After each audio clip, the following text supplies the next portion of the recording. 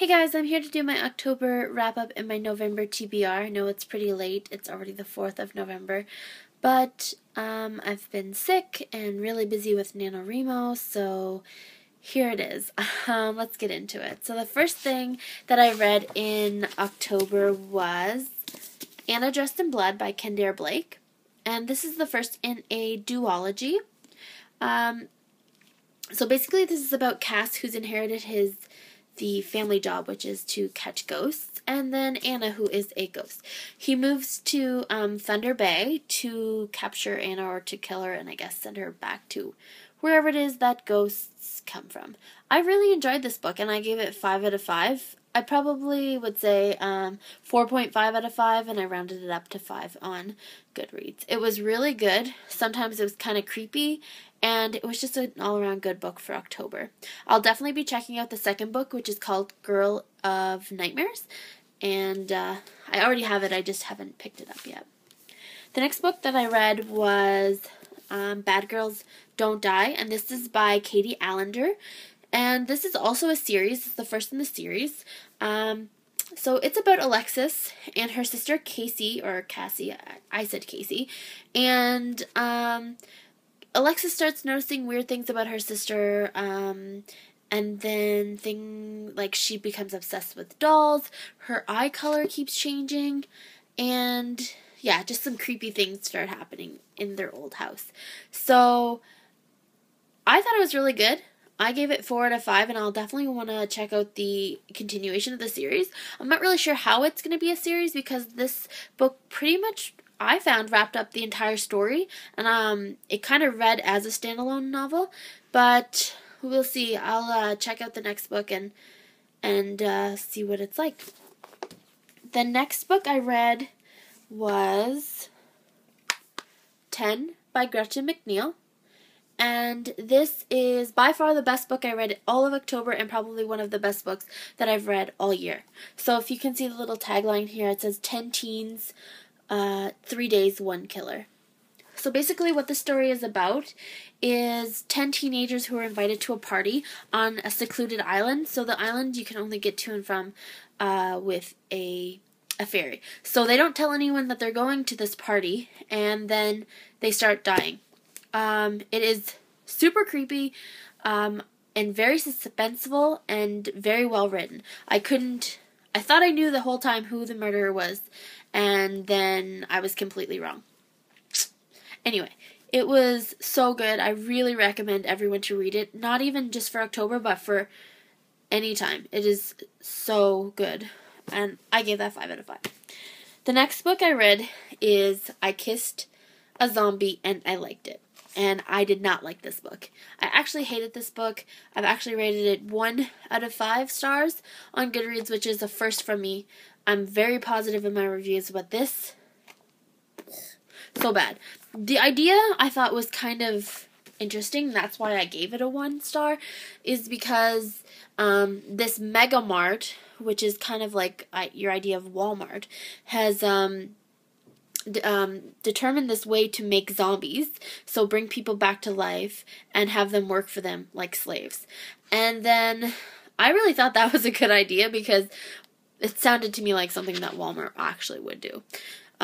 So then the werewolves and the vampires and all the underground creatures came out and, said that they were real, so that they fought against this enslavement of the zombies, and then eventually Megamart had to let all the zombies go. So this book is about the main character is about, her name is Algonquin, or people call her Allie. So she's the type of girl that's been dreaming forever and ever and ever to leave her small town and go to university in Seattle. And then she meets the guy. The guy is clearly a zombie.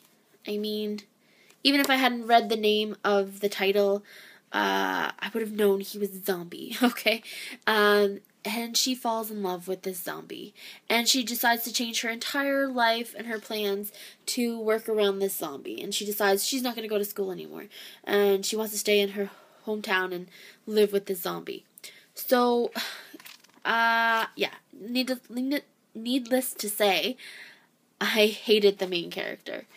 And it was pretty clear that it was written by a guy, Adam Selzer. So I do not recommend you buy this book.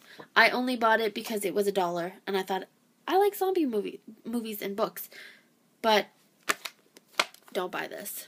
I wouldn't even recommend you get it from the library. I also read Zombie Queen of Newbury High. This is by Amanda Ashby, and this is a much better zombie novel. So again, this one was $1 at the used bookstore. So I picked it up on a whim because, again, like I said, I like zombie novels. This is much better. This is about a girl. Her name is Mia, and she's, not very popular. But one of the popular guys asks her to prom. And then it kind of looks like one of the popular girls is trying to get that same guy to go out with her. So she goes and finds a spell to make him take her to the prom. But really what the spell was is to change everyone into zombies. And she becomes the zombie queen, which basically means that everyone wants to fatten her up so that they can eat her once they hit the final stage of the zombie virus, which will mean they will start eating people.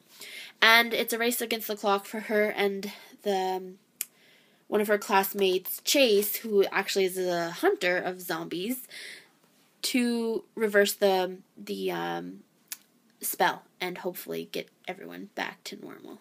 So I give this one a 3 out of 5. It was interesting.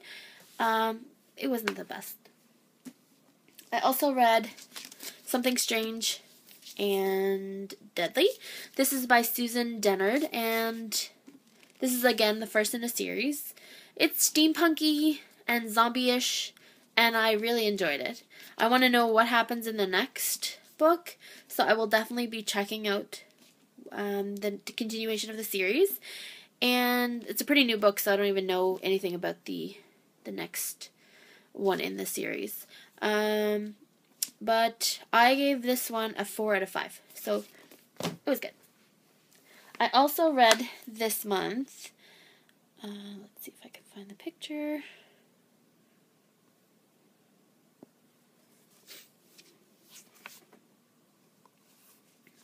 "172 Hours on the Moon," and this is by Johan Harstad. So it is about NASA has developed a lottery to allow 3 teenagers the chance to go to the moon for 172 hours, which is a week. And so 3 teenagers win this lottery, and they go to the moon. And then some creepy stuff starts happening. So I thought the book was kind of creepy, so a good read for October, but I found that the ending was rushed, and I felt like it could have been much more. So I gave it 3 out of 5. And then I also read, or actually listened to an audiobook this month. It was called Drop Shot, and it's by Harlan Coben, and it's the second book in the Myron Bolitar series, and I really liked listening to the novel. I gave that one a 4 out of 5. It was kind of outdated. I think it came out in 1996, so some of the references like cassettes and VHS and cellular telephones and car phones and all these things, Walkmans. So it was pretty funny to listen to some of the things that they were talking about. The last book that I read, actually, Marissa has right now, and is called And Then There Were None. Basically, it's the adult version of 10. So it's Agatha Christie wrote it, and it was the inspiration for 10. So it's the exact same idea. So 10 adults are going to this secluded island for a party, and then they start dying. And I never thought I knew who the killer was in this book, and the ending was kind of surprising. So I think you should also check out this book. I gave that one 5 out of 5 as well. So this month I've been busy, as I mentioned, doing NaNoWriMo. So I haven't even picked up a book and it's already November 4th. So I don't expect to be able to read that many books this month. There are 2 new books that are coming out this month that I've already pre-ordered, and it's Reached, the final book in the Matched series, and the second book in the Daughter of Smoke and Bone series. So I hope to get through those books. And then I've picked 5, but I don't necessarily know if I'll get through them. The first one is A Mutiny in Time, and it's by James Dashner, who is famous for Maze Runner. This is the first book in Infinity Ring. It's kind of like 39 Clues. Girl of Fire and Thorns. This is by Ray Carson. The Magician Guild. This is by Trudy Canavan. Magic. This is by Angie Sage. And it's the first book in the Septimus Heap books. I just love the way that these covers look like old-fashioned books. Fablehaven by Brandon Mull. And finally, Flawless by Sarah Shepard. So this is the second book in the Pretty Little Liars series. The theme of this month on the blog is new series, so I kind of loosely based it on new series to me. Anyway, that's all that I have, all the books that I've read and that I want to read for this month. I don't know how many of them I'll actually get through because, as I said, I'm doing NaNoWriMo. And if you guys are as well, you should add me as a writing buddy. My username is Allison81. Anyway, guys, have a good month of reading, and I will see you soon with more videos. Bye.